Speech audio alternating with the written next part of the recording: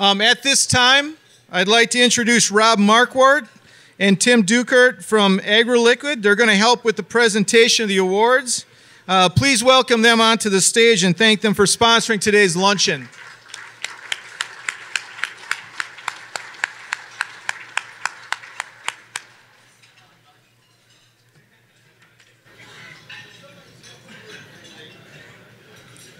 All right, we're going to introduce each of the three winners and we'll tell you a little bit about their operations. Our first winner of a Responsible Nutrient Management Practitioners Award goes to Jake Caterly of Monticello, Wisconsin. Yes, definitely. Jake runs a 300-acre no-till operation. He raises corn, soybeans, wheat, alfalfa, and cover crops in south central Wisconsin. He is also a CCA. He has a private crop consulting business as well with 15 other farms. He grid samples every other year and moves those sample points to get a better understanding of the field's fertility levels. This has allowed him to correct for lime, phosphorus, and potassium through variable rate spreading. He's very focused on improving soil nutrient balance and has found success spreading gypsum to get closer to base saturation goals for calcium. A strong interest in using high-grade, low-salt fertilizers for improved crop safety. And he calls nitrogen stabilizers a must. He has reduced his nitrogen rates on corn to 0.85 pounds per bushel of corn raised, and in some cases he's now brought it down to as low as 0.7 pounds per bushel. Again, we offer our congratulations to Jake Caterly.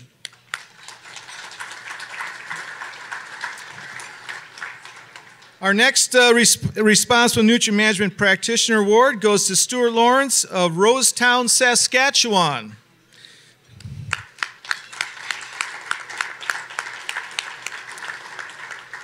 Stuart farms along with his father Gary and son Jakin. They manage 2,700 acres of barley, durum, spring wheat, canola, lentils, flax, and canary seed on the Canadian plains. He conducts a complete battery of soil tests annually, including a review of micronutrient levels. He places nutrients like phosphorus and potassium in the seed furrow where roots can quickly access them.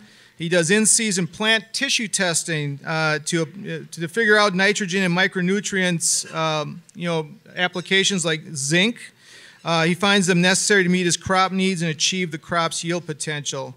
Remote sensing technology has helped him create zone maps for variable rate fertilizer applications, and yield maps have proven to be a great resource to apply nutrients where they will make him money and stop applying where they don't prove profitable.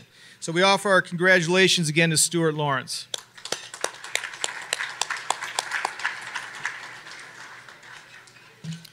And our final winner of Responsible Nutrient Management Practitioners Award goes to Richard Lyons of Harville, Illinois.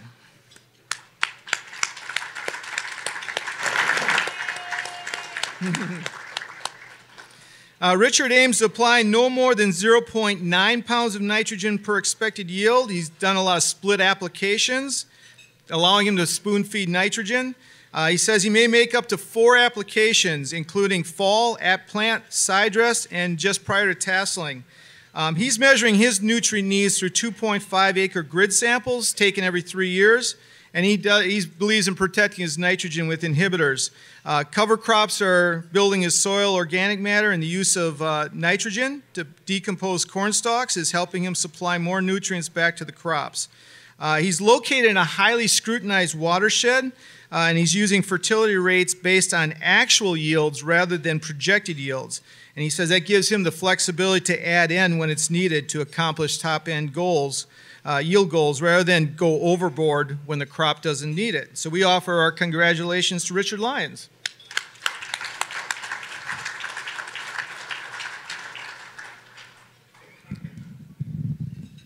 All right, so what we're going to do right now, they've all taken a seat on the stage, and we're going to have them share 5 tips each from their operations. And I'm going to moderate this session and hopefully do it without messing up too much. We're going to go in order here from Jake, Stuart, and Richard, just rotate through. So our first tip, let me read this one. It goes to Jake Caterly, and Jake says, variable rate spread your nutrients based on 2 to 2.5 acre grids. Tell us about what you're doing there. Well, flip it up there if you can. Yeah, you're good now. I sample every other year on 2-acre grids, and then I move the points. And the reason for that is you want to take as much variability out of the soil as you can and put the nutrients where you need it. We're gonna go to Stuart next. Stuart, you've got do a complete soil test, including micronutrients, nutrients on every zone every year. Yeah, as you mentioned there, we do zone testing. We have 3 zones on every field. We do a complete soil test. What we're looking for is monitoring P&K levels to see if they're falling or if we're being good in maintaining them. We found a few micronutrients that are important for us. So we're watching for zinc and manganese, in particular for our red lentil crops, and copper for our wheat. And then the fertilizer rates for our mobile nutrients like nitrogen and sulfur are determined by our soil test levels. All right, we're going to take the next one over to Richard. Just like a good day starts with a good breakfast, you believe every good nutrient management program begins with a good soil test. Well, I had to put that phrase in there because I get up early in the morning and I think I start my day with breakfast, and I start thinking about what I need to be doing on the farm as well. And for me, crop production begins not when you put the seed in the ground, but many months before when you start putting together a nutrient management plan. And like the gentleman here with me, I'm on a variable rate technology program where I do soil testing myself every 3rd year. And then from there, I build my variable rate technology based on my previous 3 years of actual production as far as P&K. I crop scout and apply micros according to leaf tissue testing and observing the crop. And so I think by that I'm covering most of the bases. As far as nitrogen, that's going to be discussed just in a few minutes, so hang on. All right, number 4, we're going back to Jake on this one. Use gypsum to supply calcium and sulfur to promote soil health. The area that I'm in is low in calcium, high in magnesium, so it makes the soil tight, and it also slows the infiltration, and it slows the decomposition of the residue. So I think gypsum really helps that system get kicked into gear. I'm using about 900 pounds per year. Just started doing that about the last 2 to 3 years. Before that, I was using my budget. 1 year I'd apply lime, and the next year I'd do the gypsum. So I'm just seeing that just kick that biological side in, and I'm growing, 230, 260 bushel of corn, and that residue is gone by the middle of summer. All right, number 5, back to Stuart. We got in-season tissue tests are helpful for identifying nutrient deficiencies. I'm a big believer in in-season tissue testing. We do it on every zone of every field every year. The biggest reason that we got into that was my agronomist wanted to use it for fine-tuning our rates of nitrogen and sulfur. And so he always looks at the available nitrogen and sulfur within the leaf to see whether he's had too much in his rec or not enough. And I noticed that it became a value for me, and I'll share an example. As last year I had a field of barley that there was exhibiting some symptoms that looked like cold stress. And we had a cold snap after the crop was in its 3rd leaf, and didn't look very healthy. And when we tissue tested it, we found that it was deficient in magnesium. And so with my regular fungicide program, I included magnesium, and I had about a $20 per acre response to that magnesium. So it's very, very helpful for us in fine-tuning our nitrogen rate and our sulfur rate so that we're not over-applying those, but also I've found benefits with micros too. All right, tip number 6, back to Richard. Nutrient management is tied to cultural practices that promote soil health and water quality. In my nitrogen program, I start in the fall of the year with a strip of nitrogen, putting down 100 pounds of AgroLiquid through anhydrous ammonia. And I'm on RTK, and we plant on the strip. And so that's one of the cultural practices I think is really important for me. And then with that, I add my nitrogen and spoon feed, and we'll talk a little bit again about that in the short term. But when I talk about soil health and water quality, the most important thing for me right now as far as nutrition on soil health is maintaining my pH levels. I think that's extremely important. We heard that this morning in one of the main sessions about how important pH, especially in a no-till operation, is. And then the water quality issues are really important to me as well. I chair the watershed committee at Lake Springfield, the water supply of the city of the capital of Illinois. And it's extremely important for us to maintain our water quality. And by getting our management in place, I think it's extremely important that we do that to maintain that quality. In addition, I also serve on a nutrient loss reduction strategy team for the state of Illinois.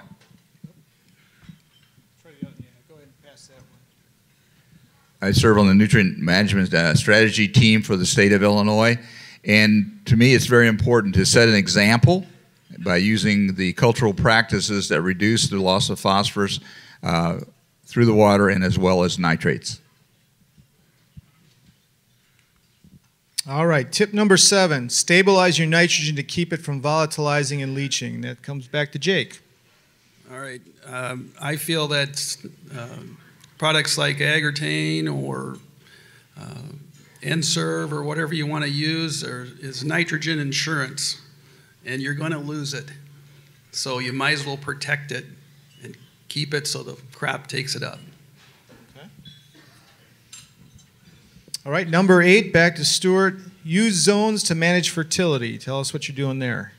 Well, Richard had said that that he's doing grid sampling, and I tried that, and for us, I tried that back in the 90s, and it was too expensive.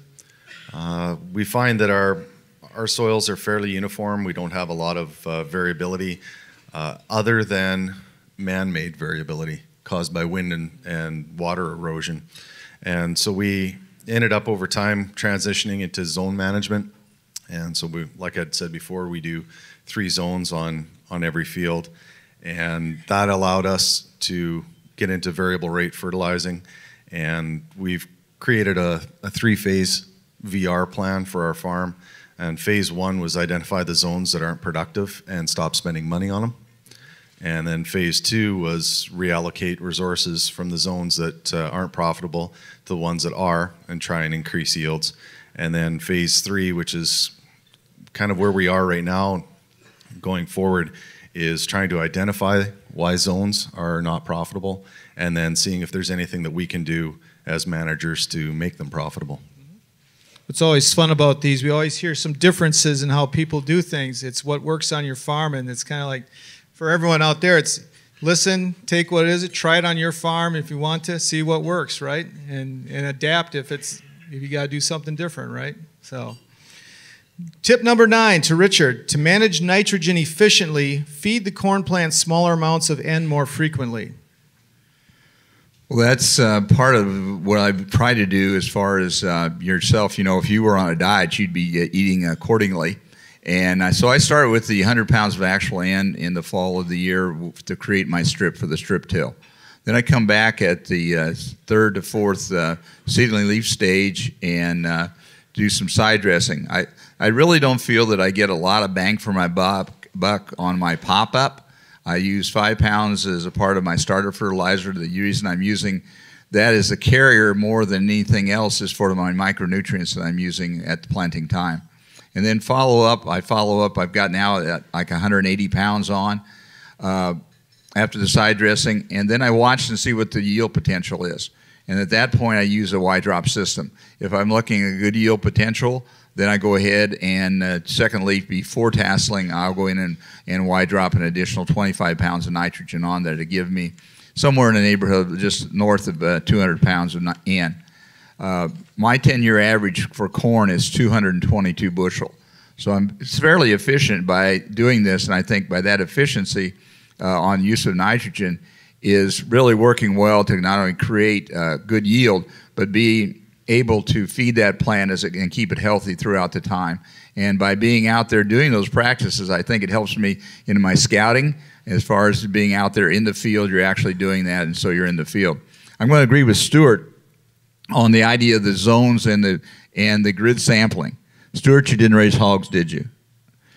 Any of you have raised hogs or spread much livestock manure, you know that the bottom of the pit's always richer than the top of the pit in hogs. And that's what we've got across our farm. You can tell the direction that we spread every time, what side of the pit we were on as far as the top or the bottom of the pit. And as a result, we have a great deal of variability in those 2.5 acre grids. And so I think it's important for me to narrow it down. I'd like to go to your route if I could, but I can't. All right, point number 10, back to Jake. Supply your crop micronutrients as determined from soil tests and tissue testing. Tell us about your processes there. I do most of it from the soil test.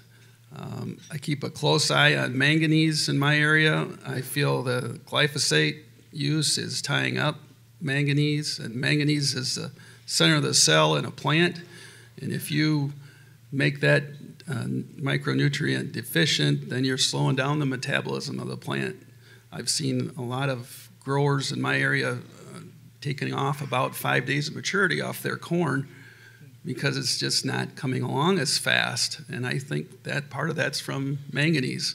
Also, boron, we've found in our area is deficient in all the crops, not just alfalfa, which, because I'm in a dairy area, is used quite a lot, but especially if you're on those lower CC soils that are sandy or below 10 on CC, boron is essential to be putting some on.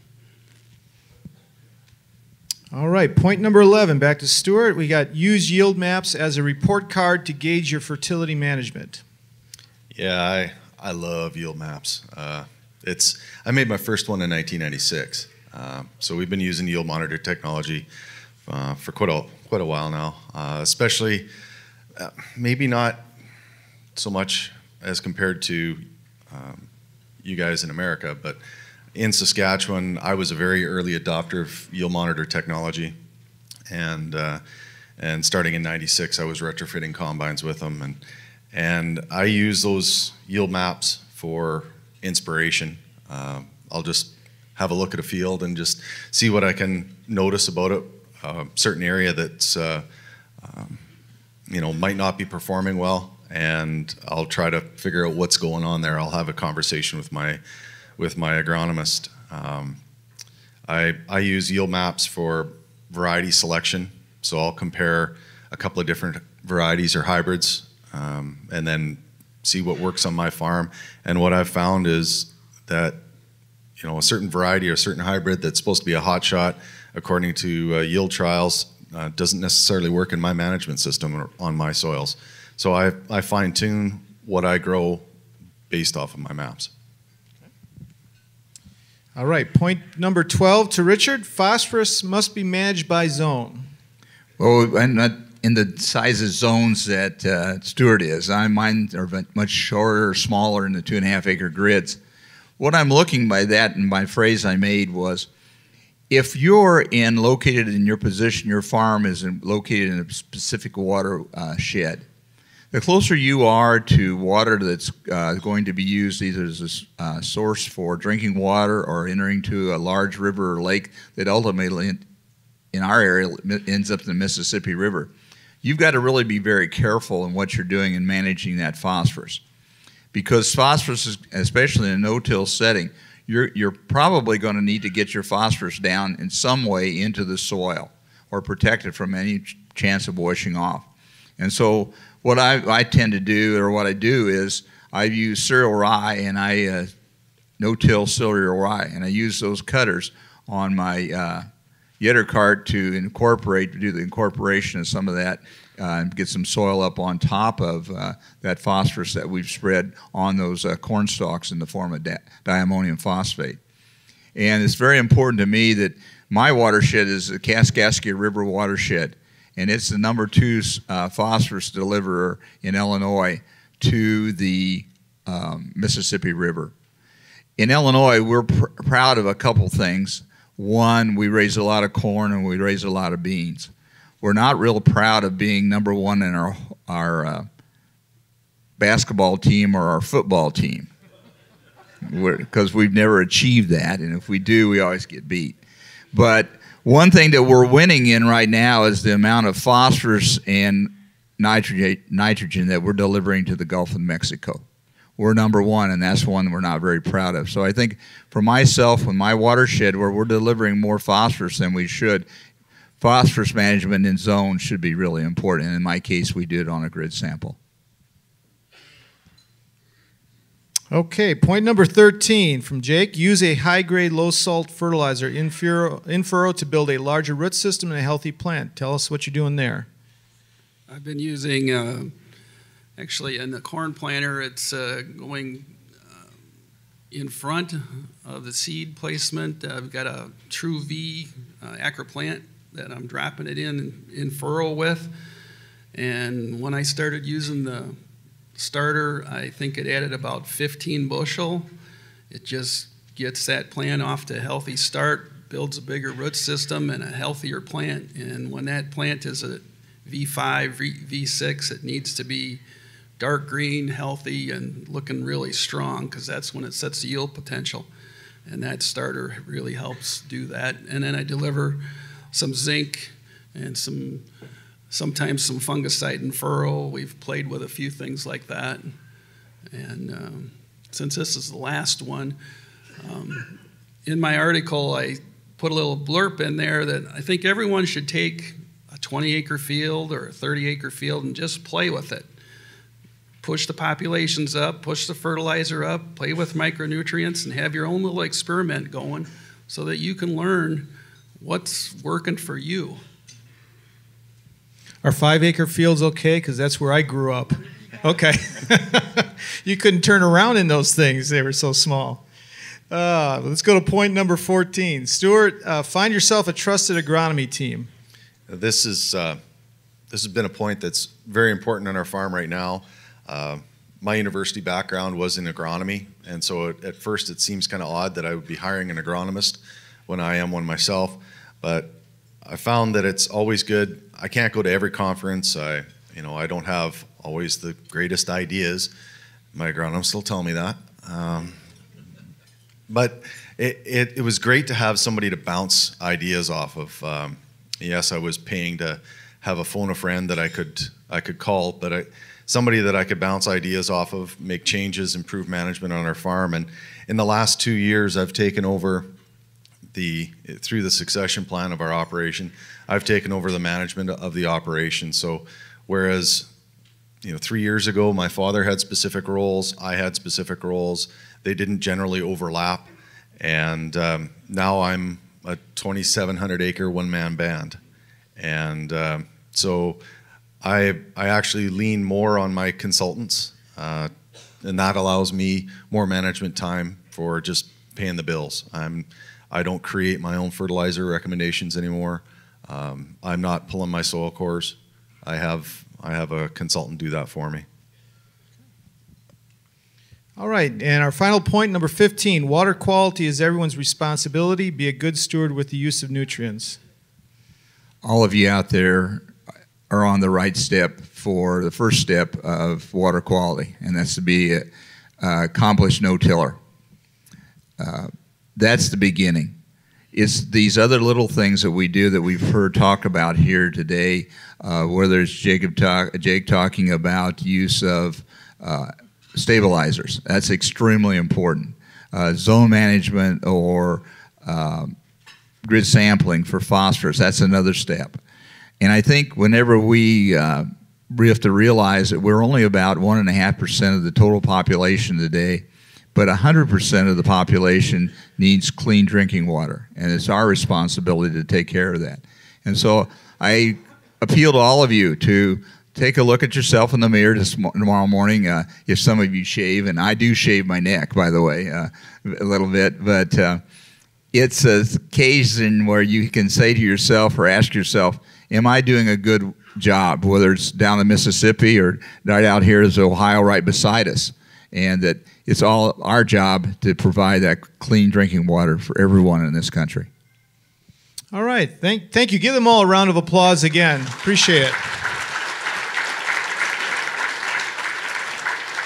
I was checking our time, but I think we're probably not going to have time for questions because we want to make sure we get everybody back over for Ray Archuleta's presentation here. So I'm going to let you guys go ahead and take a seat down at the table, and I'll just go ahead and wrap up some final announcements. But again, congratulations, gentlemen, on your award. And again, thank you to AgroLiquid again for sponsoring and co-sponsoring this program, and also for helping us with lunch today and co-sponsoring that. So give AgroLiquid another round of applause for that as well.